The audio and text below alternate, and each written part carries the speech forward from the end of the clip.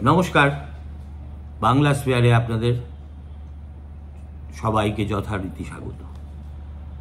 দেখুন, তৃণমূল কংগ্রেসের যেসব নেতা কসবা ল কলেজের কাণ্ড নিয়ে মুখ খুলেছেন, সবাই কেস খেয়েছেন। মদন মিত্রের কথাই ধরুন, এমন উৎপটাং সব কথা বলেছিলেন যে আজকে দলের সভাপতিকে মুচলেখা দিয়ে আর তার জায়গাটি কোনো মতে রক্ষা করতে হয়েছে। দেখুন, মদনের ক্ষেত্রে এই ধরনের ঘটনা আজই প্রথম ঘটল তা নয়, বছরে 6বার করে ঘটে এবং যতদিন মদন সক্রিয় রাজনীতিতে থাকবেন ততদিন তিনি doctor Jekyll and mister hide হয়ে দিন গুজরান করে দেবেন। এটাই হচ্ছে মদনীয় স্ট্র্যাটেজি। অর্থাৎ প্রথমে এমন একটা কিছু বলে দাও যাতে দল সমস্যায় পড়ে, আর তারপর ডাক হরকরা সুব্রত বক্সির চিঠি নিয়ে এলে একদম সাষ্টাঙ্গে লুটিয়ে পড়ে ক্ষমা প্রার্থনা করে নাও। আজকে দেখলাম কেস খেয়ে গেছেন মানুষ ভূঁইয়াও। তিনি নাকি কোথাও কসবার ঘটনাটিকে ছোট্ট ঘটনা বলেছেন, যদিও মানুষ দেখলাম খুবই বিড়ম্বিত মুখে সাংবাদিক বৈঠক করে চেঁচাচ্ছেন, আমি কসবার প্রসঙ্গে কথা বলিনি। তিনি এমনি জেনারেলি বলেছেন যে এই রাজ্যে কিছুমাত্র কোনো ঘটনা যদি ঘটে, সেই ছোট্ট ঘটনাকে নিয়ে গেল রব। মানুষ বহুদিনের পোড় খাওয়া সাংবাদিক, মমতাকে গাল দিতে দিতে এক সময় যখন তার বিরুদ্ধে এক ছাত্রীকে খুন করার ষড়যন্ত্রী হিসেবে পুলিশ চিহ্নিত করতে পারল, তখন মদন আপনি বাঁচলে বাপের নাম এই মন্ত্র জপে সোজা দিদির পায়ে বডি ফেলে দিলেন। সে ভালোই করেছে। জেল খাটা খুব কঠিন জিনিস, আমার চেয়ে তো ভালো একথা কেউ জানে না। আমি ধরে নিলাম তর্কের খাতিরে কসবা কাণ্ড নিয়ে, কাণ্ডকে ছোট ঘটনা মানুষ বলেননি,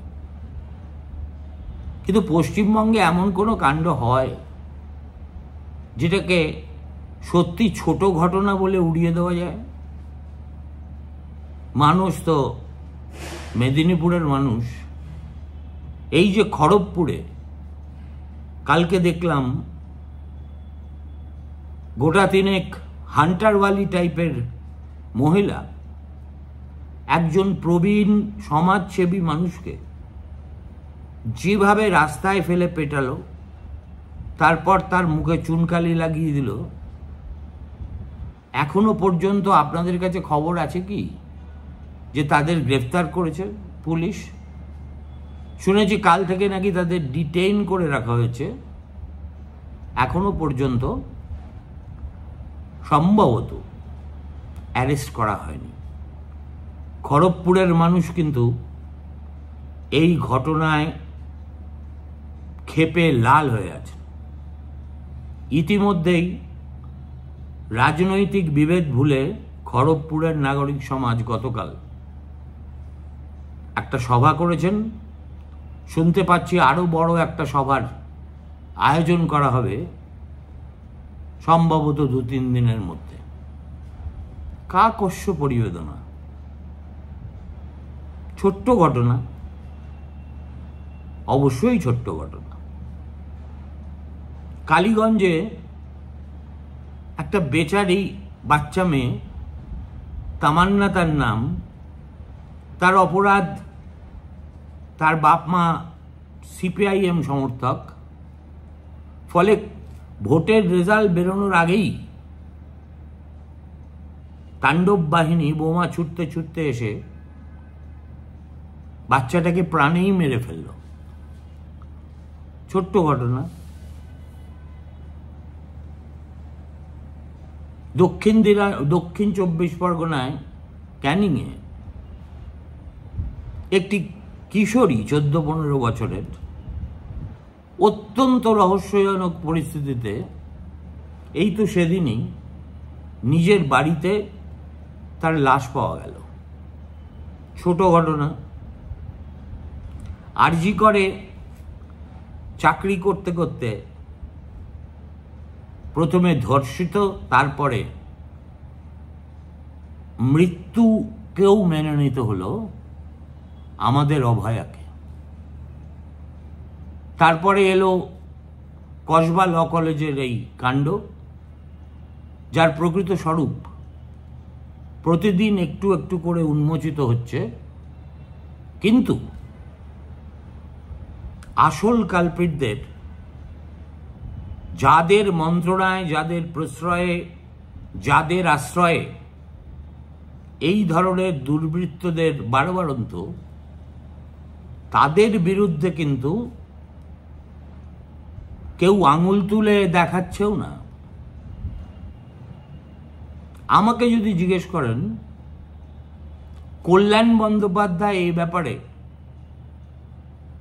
যেসব কথা বলেছেন, প্রথমত তিনি দলীয় সিদ্ধান্তকে প্রকাশ্যে চ্যালেঞ্জ করেছিলেন। এক্স হ্যান্ডেলে যখন পার্টি কল্যাণের মন্তব্য থেকে নিজেকে দূরে সরানোর চেষ্টা করছিল এবং সেই মর্মে একটা টুইট দিয়েছিল, কিছুক্ষণের মধ্যেই পাল্টা টুইট দিয়ে কল্যাণ বলেছিলেন, এই অল ইন্ডিয়া তৃণমূল কংগ্রেস হ্যান্ডেলের এই ব্যাখ্যা আমি মানি না, তার জন্য আমাকে যদি শাস্তি দিতে হয় দিন, কিন্তু আমি কিছুতেই আমার বক্তব্য থেকে সরে আসব না। আর ঠিক তার বোধহয় 48 ঘন্টার মধ্যে মহুয়া মৈত্রের একটা নাম না করা খোঁচাকে তিনি তাঁর বিরুদ্ধে আক্রমণ মনে করে যেসব কথা বলেছেন, যেভাবে ব্যক্তিগত প্রসঙ্গ টেনে তার চরিত্র হনন করেছেন, দেখুন দল কিন্তু তা নিয়ে একটি শব্দও উচ্চারণ করেনি। কেননা মিসোজিনির বিরুদ্ধে টিএমসি নাকি কথা বলে, আর যখন মিসোজিনির একেবারে উৎকট একটা রূপ নিয়ে কল্যাণ বন্দ্যোপাধ্যায় আবির্ভূত হয়, তখন দিদিমণি কালীঘাটে বসে বসে মুড়ি আর চপ খেতে খেতে বেজায় উপভোগ করেন। সুতরাং মহুয়া মৈত্রের এরপরেও যদি ইলিউশন থেকে থাকে যে তার দলই নাকি ভারতবর্ষের একমাত্র দল যারা এই পুরুষের দম্ভের বিরোধিতা করতে অগ্রণী ভূমিকা নেয়, তাকে অনুরোধ করব দয়া করে যে অভিধা আপনার দলের প্রাপ্য নয়, কোনোদিন ছিল না, আজও নয়, সেসব কথা লিখে নিজেকে হাস্যাস্পদ করবেন না। আর দেখলেনই তো এই কথা লেখার পরিণাম কি হয় এবং কিভাবে দলের নেতৃত্ব যে আপনাকে এইভাবে ব্যক্তিগত আক্রমণ করলো, তাকে শাস্তি তো ছেড়ে দিন, একটা মৃদু ভৎসনা পর্যন্ত করল না। এখানেই রহস্য লুকিয়ে আছে। So there must be something. সেটা কি? The importance of being Kalyan Banerjee.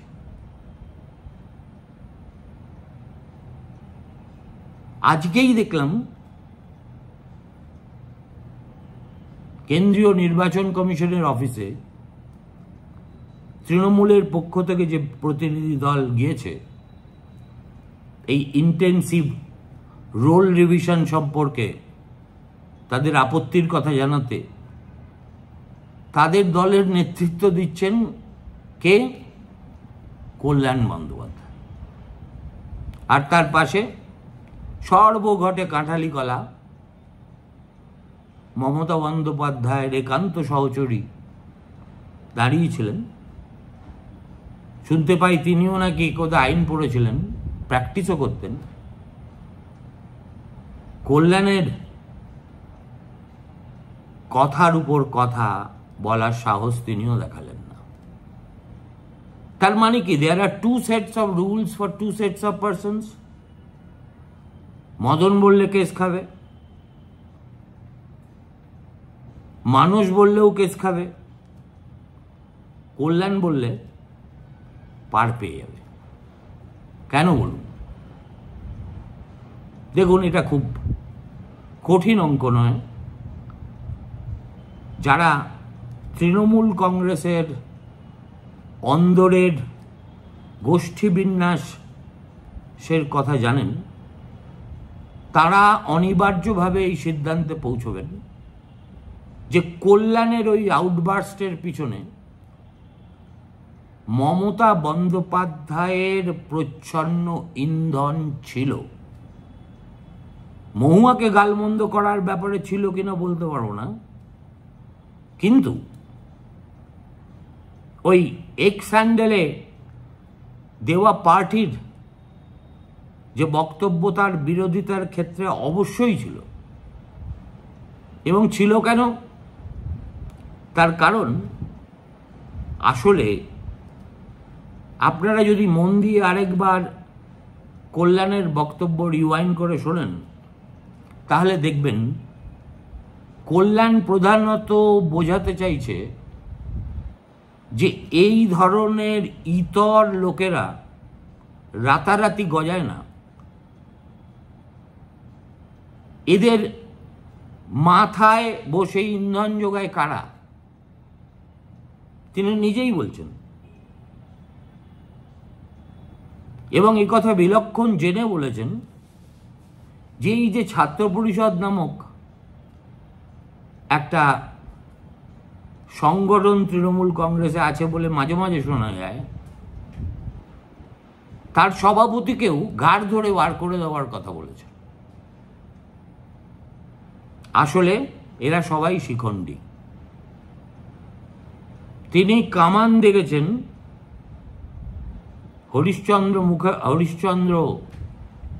Harish Mukherjee রোডের শান্তিনিকেতন বিল্ডিংয়ের দিকে। কেননা তিনি বিলক্ষণ জানেন এই যে ছাত্র বলে একটা সংগঠন তৃণমূল কংগ্রেসের ভিতরে আছে, তার পিছনে যদি আপনাকে ভগীরথের জটার রহস্য সন্ধান করতে হয়, তাহলে ওই শান্তিনিকেতনেই পৌঁছতে হবে। অভিষেকের সঙ্গে কল্যাণের দ্বৈরথ কোনো গোপন ব্যাপার না। কল্যাণী একমাত্র সাংসদ যিনি সম্ভবত মমতা বন্দ্যোপাধ্যায়ের এই ভাইপোকে পাত্তাই দেন না। অন্যদের ঘাড়ে দুটো মাথা নেই, তারা একবার নেতৃবন্দনা করে আরেকবার সেনাপতির সামনে তরোয়াল রেখে পদস্পর্শ করতে ভালোবাসেন। কল্যাণ এসবের ধারই ধারেন না। কিন্তু তৃণমূল কংগ্রেসে থেকে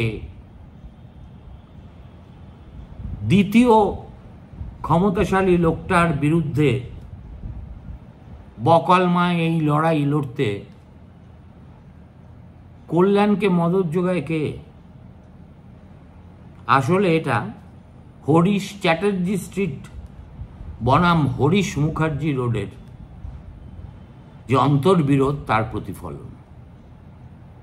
একেবারে সঠিক কথা বলেছেন কল্যাণ যে এদের খুঁটিগুলোকে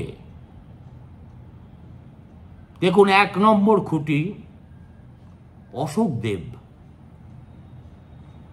ওই কলেজের গভর্নিং বডির চেয়ারম্যান।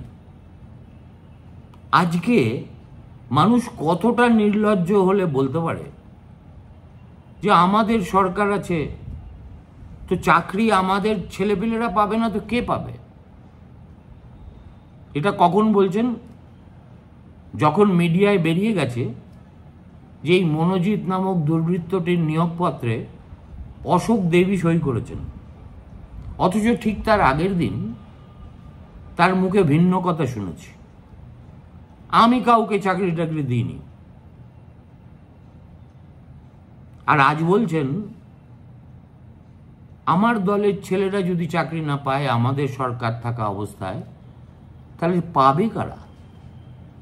এই সেই ওই শ্রী শ্রী হরিদাস জনৈক বসুর অমর উক্তির মতো, চাকরি অবশ্যই দেব, তৃণমূল যারা করে তাদেরই দেব, আমি কি তাদের না দিয়ে সিপিএম ক্যাডারদের দিতে যাব নাকি? একই কথার প্রতিধ্বনি। এই যে পৃষ্ঠপোষকতা, তৃণমূল কংগ্রেসে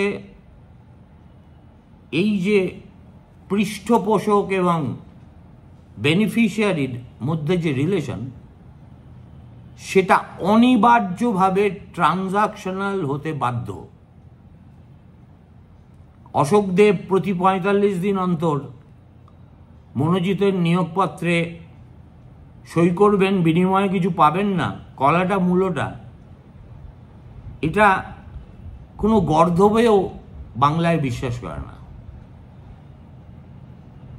আর এই ধরনের কথা যখন একটা দায়িত্বজ্ঞান সম্পন্ন লোক প্রকাশ্যে মিডিয়ার সামনে বলতেই পারে, তখন এই ভদ্রলোকের গাত্রচর্ম কি দিয়ে তৈরি তা নিয়ে গবেষণা হতে পারে। আরেকটি নাম যেটা আমি বারবার উল্লেখ করেছি কিন্তু সেইভাবে মিডিয়াতে এক্সপোজড হচ্ছে না, তার ছবি মাঝে মাঝেই দেখানো যাচ্ছে, এক মাথা টাক, হাসি মুখ, দোহারা চেহারার এক ভদ্রলোক যার নাম সার্থক ব্যানার্জি। এই যে ২ নম্বরই সিন্ডিকেট তিনি সত্যিই সার্থকভাবে চালান।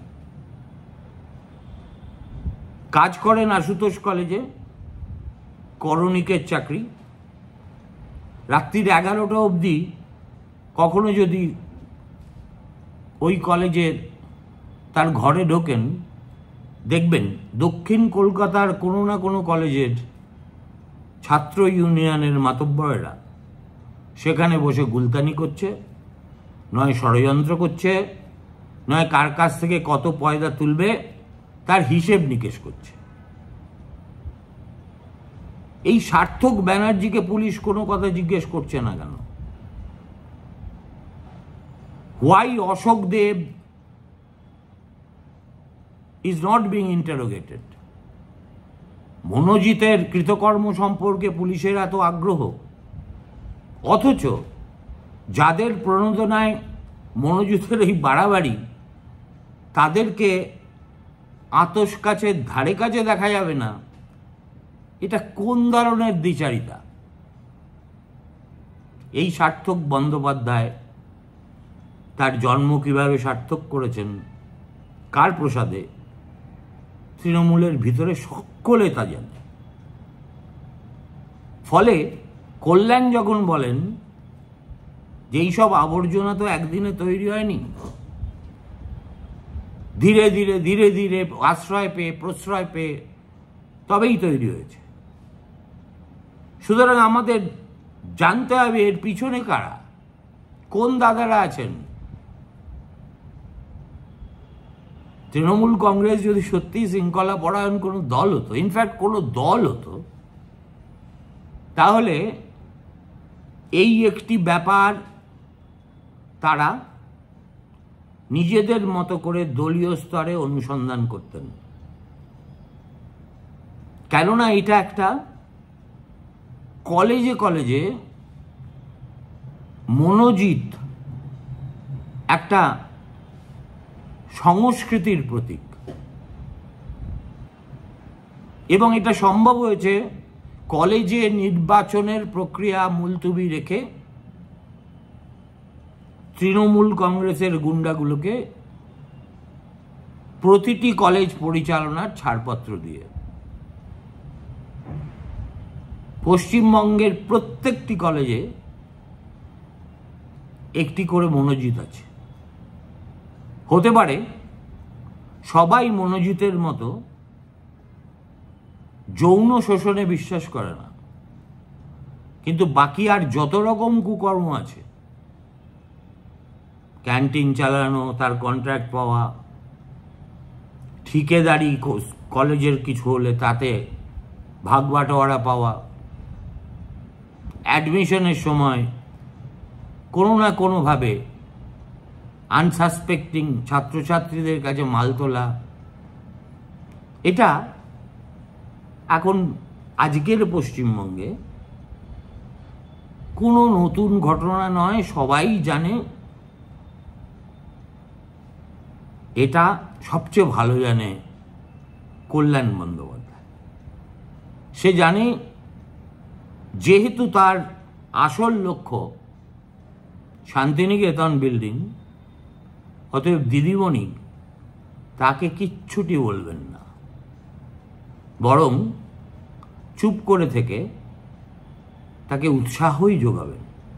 নইলে ভাবুন তো, দুদিন আগে দলের বক্তব্যের প্রকাশ্য বিরোধিতা করে দলেরই একজন মহিলা সহকর্মী সম্পর্কে ওই ধরনের অকথা কুকথা বলে নির্বাচন কমিশনে দলীয় প্রতিনিধি দলের নেতৃত্ব দিতে সেই কল্যাণকেই পাঠাতে হয়।